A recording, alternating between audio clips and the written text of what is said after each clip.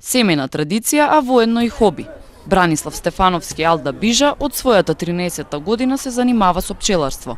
Тврди дека мора да се работи со љубов, а не за материјална корист. Во делот од дворот каде што ги одгледува пчелите, Стефановски ни го објасни процесот на создавање мед. Да се дојде до мед треба да се има пчелно семејство. А тоа пчелно семејство треба да се знае, да се темпира до пчелната паша да остигне својот максимум во развојот.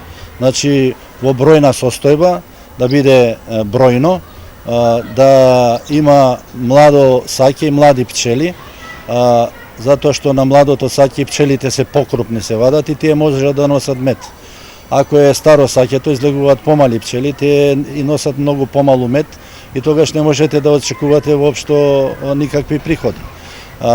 Сето тоа треба многу претходно да направите действија, да кога ќе дојде пашата, на пример багремовата, годинава еве гледаме багремовата релативно слабо медеше, сега чекаме некоја друга паша евентуално ако дојде, да може да искористите. Ако не сте спремни, нема да искористите, нема ништо да извадите.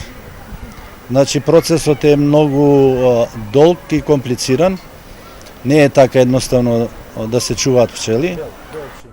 Порано можело да се издржува едно семејство од пчеларство, но денеска ситуацијата е поинаква, вели Стефановски.